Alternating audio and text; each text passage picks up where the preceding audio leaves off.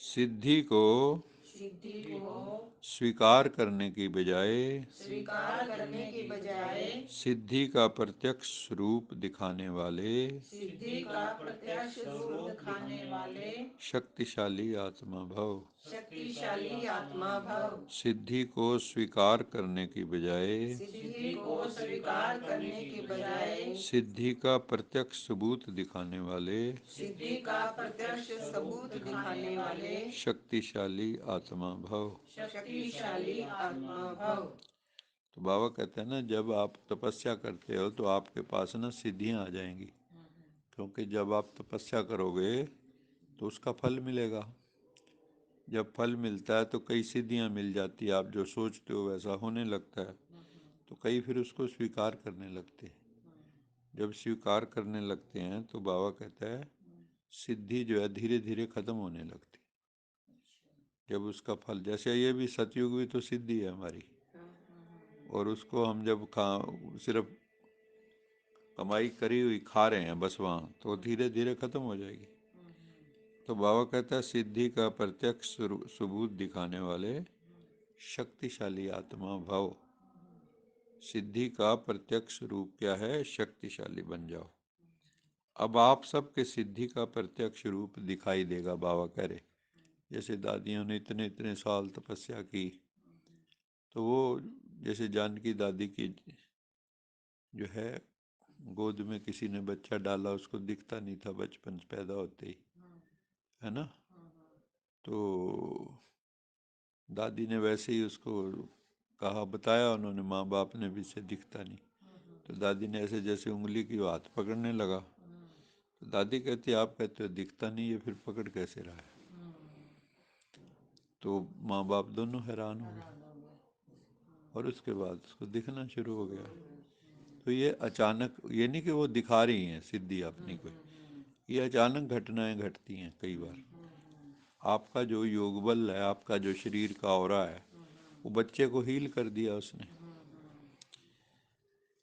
तो ऐसा होता है। आप भी सिद्धि स्वरूप जब बन जाएंगे तो आपके द्वारा भी चमत्कार ऑटोमेटिक होंगे।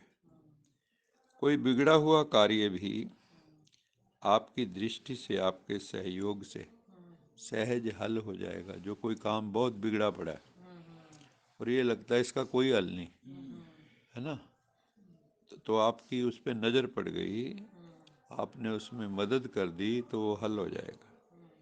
कोई सिद्धि के रूप में आप लोग नहीं कहेंगे कि हाँ ये हो जाएगा, लेकिन आपका डायरेक्शन स्वतः सिद्धि प्राप्त कराता रहेगा।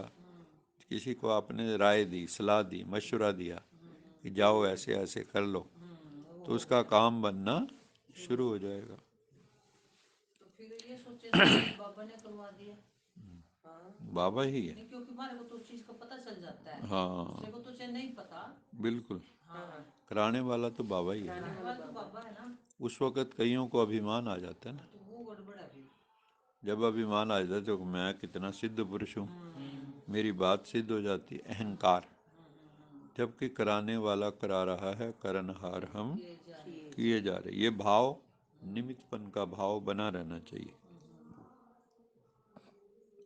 लेकिन आपका डायरेक्शन स्वतः सिद्धि प्राप्त कराता रहेगा, तब प्रजा जल्दी जल्दी बन जाएगी।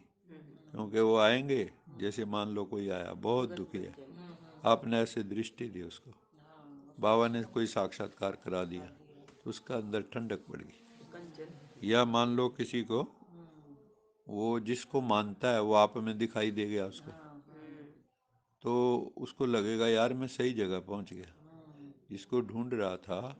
अब दिखाने वाला तो बाबा है, हम थोड़ी दिखा रहे हैं।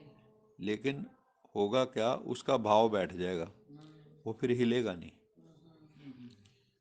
तो प्रजा जल्दी जल्दी बन जाएगी, सब तरफ से निकलकर आपकी तरफ भागे चले आएंगे। फिर एक दूसरे को बताएगा, दूसरा तीसरे को बताएगा। तो ऐसे क्या होगा, आपके चारों तरफ धीरे धीरे भीड़ लग जाएगी। जो तपस्या होती है वो एकांत में होती है, जब आप सिद्धि स्वरूप हो जाते हैं तो भीड़ आप पे इकट्ठी हो जाती है।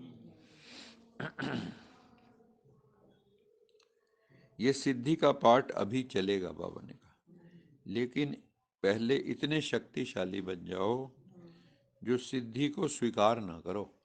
ये ना हो मैंने बस किया, ये मैंने बाबा किया। करवा रहा है ये हाँ, बाबा ने ऐसा। तब प्रत्यक्षता होगी, तब भगवान प्रत्यक्ष होंगे, क्योंकि तब फिर आपके द्वारा भगवान ही दिखेंगे लोगों को। सिद्धि में क्या होगा कि आपके द्वारा लोगों को भगवान भगवान के दर्शन होंगे या उनके इष्ट के दर्शन होंगे, जिसको वो मानता है ना। वो बहन जो कंचन शर्मा है, उस वो प्रत्यक्ष उदाहरण था। उनका जो इष्ट था बाबा ने उसके दर्शन करवा दिए, तो आत्मा टिक गई, है ना। तो आज का स्लोगन है, अव्यक्त स्थिति में स्थित हो, अव्यक्त स्थिति में स्थित हो, मिलन मनाओ, मिलन मनाओ, तो वरदानों का भंडार खुल जाएगा। वरदानों का भंडार खुल जाएगा। अव्यक्त स्थिति में अव्यक्त स्थिति में स्थित हो, स्थित हो, मिलन मनाओ, मिलन मनाओ, तो वरदानों का भंडार तो वरदानों का भंडार खुल जाएगा। खुल जाएगा। तो कितना बावन का वरदानों का भंडार है। एक वरदान जो होता है वही जिंदगी बदल देता है। बदल देता है। तो वरदानों का भंडार कब खुलेगा? जब हम अव्यक्त जब हम अव्यक्त हो जाएंगे, मतलब ये शरीर का, इस देह की दुनिया का भान भूल जाएंगे, देह का भान भूल जाएंगे, और सूक्ष्म वतन में, जैसे ब्रह्मा बाबा अव्यक्त हैं। अब ब्रह्मा बाबा देखो हैं भी, लेकिन किसी को नजर थोड़ा आते हैं इन आंखों से। ऐसे आप भी जब अव्यक्त होके सूक्ष्म शरीर में बाबा के पास जाओगे या दूसरी आत्माओं के पास जाओगे, तो उनको दर्शन होंगे। फिर आपके कहेंगे आप आए थे। कईयों के फ़ोन आते हैं ना कई बार, जैसे सुबह आप बैठो किसी को अटेंड करो, तो वो जब नींद से खुलते हैं किसी को स्वप्न आ जाएगा, कोई उठ बैठेगा, कहेगा आपने उठाया आज। अब करने वाला तो बाबा है। तो आप अव्यक्त स्थिति से जब किसी की सेवा करते हो और बाबा से मिलन मनाते हो, तो बाबा ने कहा वरदानों का भंडार खुल जाएगा। तो इसलिए अव्यक्त होकर अव्यक्त बाबा को याद करना चाहिए। अच्छा मीठे मीठे सीख लदे बच्चों प्रति मात पिता बाप दादा का याद प्यार, गुड मॉर्निंग रूहानी बाप की रूहानी बच्चों को नमस्ते। हम रूहानी बच्चों की रूहानी मात पिता बाप दादा को याद, गुड मॉर्निंग, गुड नाइट और नमस्ते। सदा रहो हंसते, कहीं नहीं फंसते, बन जाओ फरिश्ते, बांध लो अपने बसते, चलो प्रभु के रस्ते। वाहिगुरु जी का खालसा, वाहिगुरु वाहिगुरु जी की फतेह। बोल साचे दरबार की जय। लोका समस्ता सुखिनो भवन्तु, लोका समस्ता सुखिनो भवन्तु, लोका समस्ता सुखिनो भवन्तु। ओम